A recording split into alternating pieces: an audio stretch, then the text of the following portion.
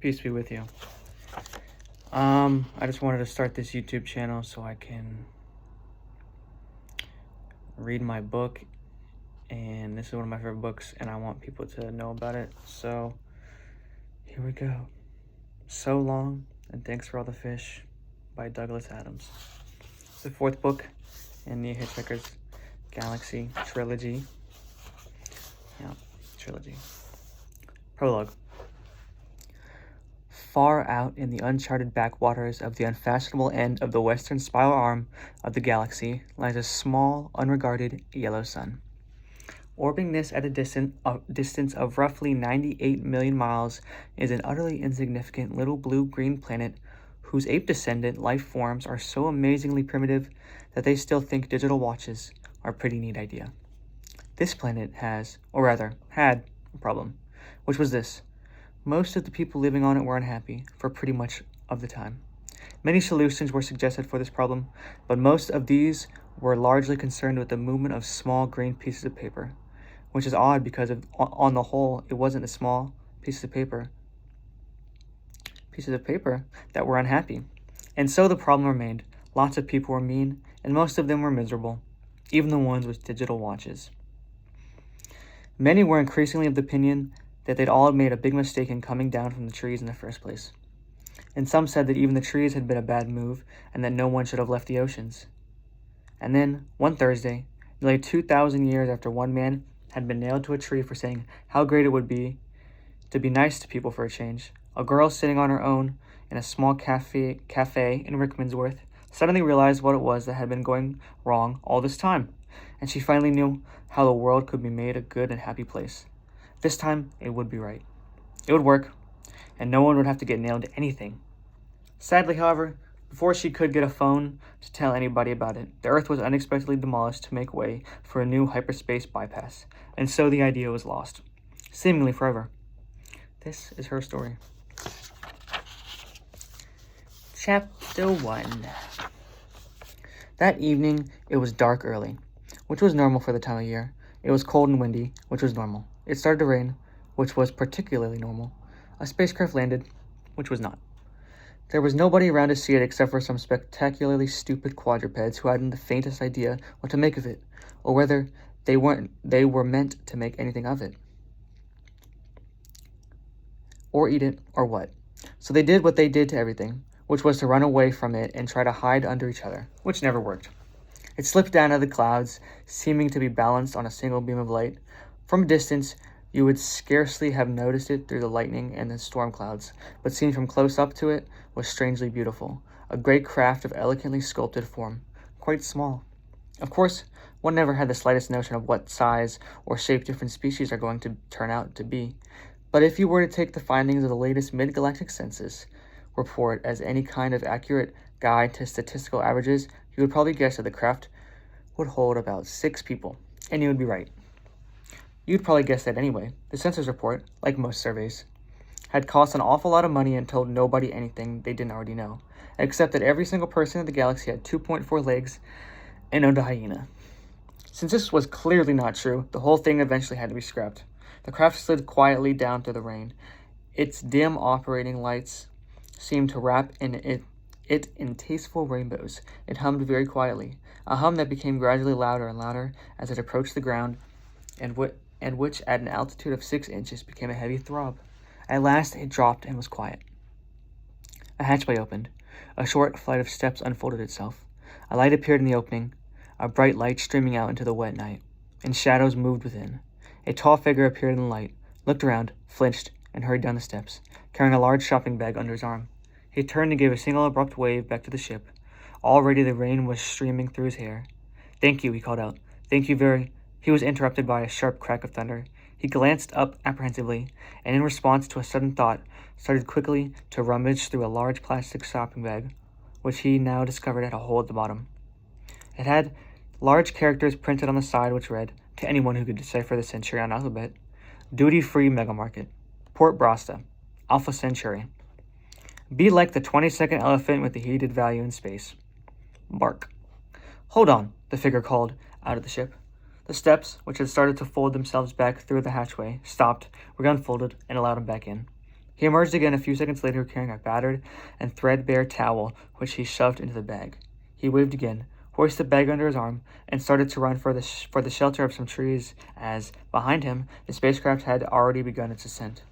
Lightning flitted through the sky and made the figure pause for a moment, and then hurry onward, revising his path to give the trees a wide berth.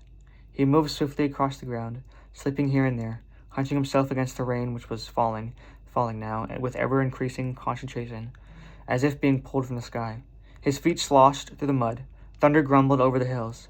He pointlessly wiped the rain off his face and stumbled on. More lights. Not lightning this time, but more diffused and dimmer lights which played slowly over the horizon and faded. The figure paused again on seeing them, and then redoubled his steps, making directly toward the point on the horizon at which they had appeared. And now the ground was becoming steeper, sloping upward, and after another 200 or 300 yards it led at last to an obstacle. The figure paused to examine the barrier and then dropped the bag over it before climbing over it himself. Hardly had the figure touched the ground on the other side than there came a machine sweeping out of the rain toward him with light streaming through the wall of water. The figure pressed back as the machine streaked toward him. It was a low, bulbous shape, like a small whale surfing, sleek, gray, and rounded and moving at terrifying speed. The figure instinctively threw up his hands to protect himself, but was hit only by a sluice of water as the machine swept past and off into the night. It was illuminated briefly by another flicker of lightning crossing the sky, which allowed the soaked figure by the roadside a split second to read a small sign at the back of the machine before it disappeared. To the figure's apparent, incredulous astonishment, the sign read, "My other car is also a Porsche." Chapter 2. Rob McKenna was a miserable bastard, and he knew it because he had a lot of people pointed out to him over the years, and he saw no reason to disagree with them, except the obvious one, which was that he liked disagreeing with people, particularly people he disliked, which included, at the last count, everybody. He heaved a sigh and shoved down a gear. The hill was beginning to steepen, and his lord was heavy with Danish thermostatic radiator controls. It wasn't that he was naturally predisposed to be so surely, at least he'd hope not. It was just the rain that got him down. Always the rain. It was raining now, just for a change. It was a particular type of rain that he particularly disliked, particularly when he was driving. He had a number for it. It was rain type 17. He had read somewhere that the Eskimos had over 200 different words for snow. Without much, their conversations would probably have got very monotonous. So they would distinguish between thin snow and thick snow, light snow and heavy snow, sludgy snow, brittle snow, snow that came in flurries, snow that came in drafts, snow that came in on the bottom of your neighbor's boots all over your nice clean igloo floor, the snows of winter, the snows of spring, the snows you remember from your childhood that were so much better than any of your modern snow, fine snow, feathery snow, hill snow, valley snow, snow that falls in the morning, snow that falls at night, snow that falls all of a sudden just when you were going out fishing, and snow that despite all your effort to train them, the huskies have pissed on. Rob McKenna had 231 different types of rain entered in his little book, and he didn't like any of them. He shifted down another gear, and the lorry heaved its revs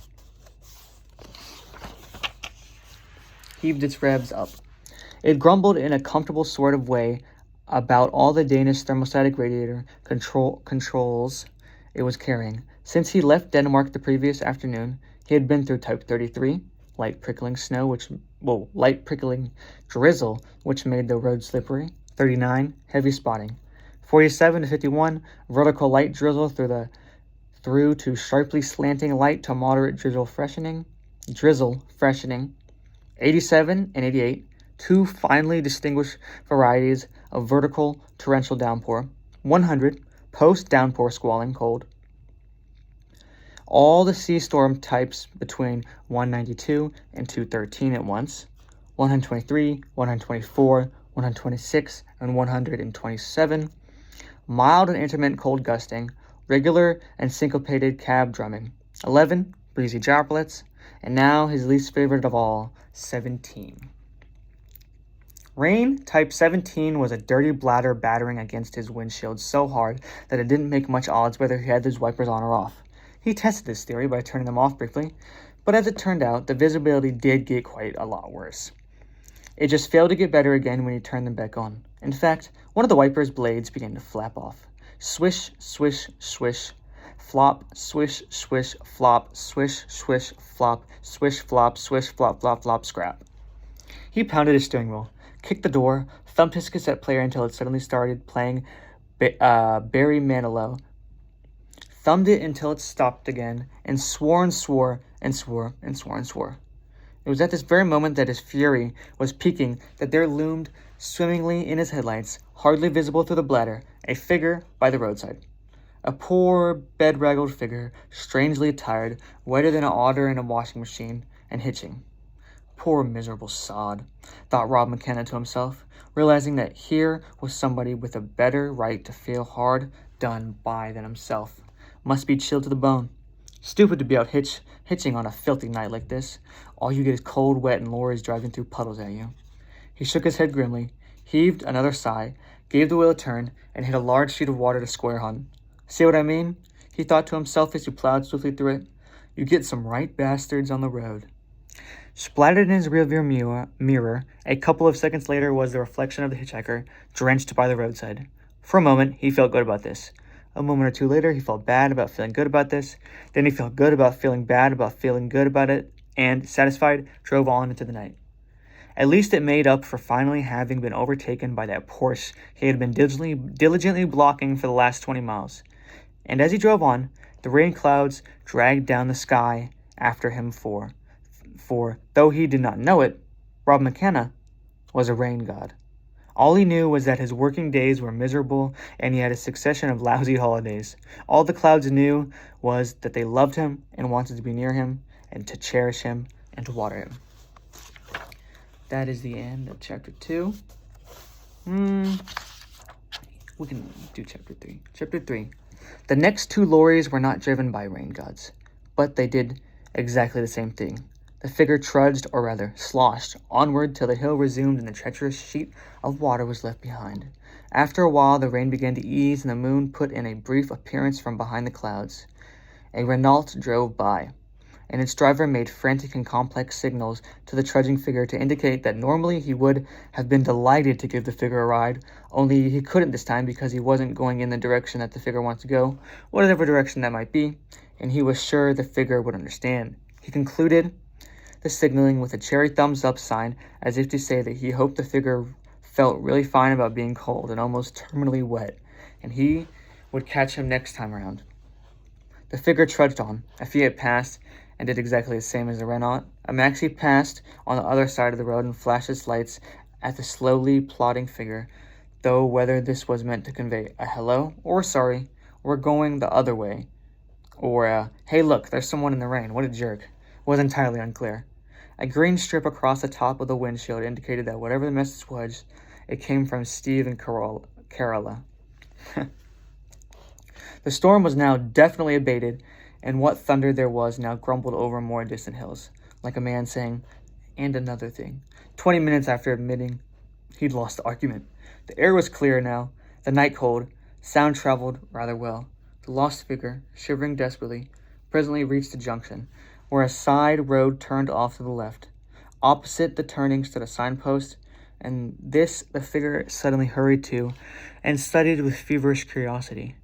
Only twisting away from it as another car passed suddenly, and another. The first whisked by with complete disregard. The second flashed meaninglessly. A Ford Cortina passed and put on its brakes.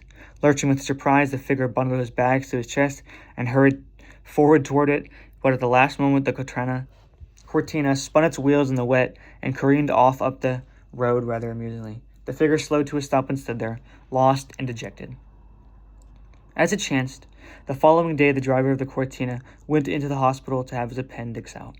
Only due to a rather amusing mix-up, the surgeon removed his leg in error, and before the appendicectomy could be rescheduled, the appendicitis complicated into an entertainingly serious case of parodontitis, and justice, in its way, was served. The figure trudged on. A Saab drew to a halt beside him. Its windows round down and a friendly voice said, "Have you come far?" The figure turned toward it. He stopped and grasped the handle of the door. The figure, the car, and its door handle were all on a planet called the Earth, A world whose entire entry in the Hitchhiker's Guide to the Galaxy was comprised of 2 words, mostly harmless. The man who wrote this entry was called Ford Prefect, and he was, at this precise moment, on a far from harmless world, sitting in a far from harmless bar, recklessly causing trouble. And that's the end of chapter 3. I think that's all we're going to do today. Yeah, this book is really good. Well, good afternoon, good morning, and good night. Peace out.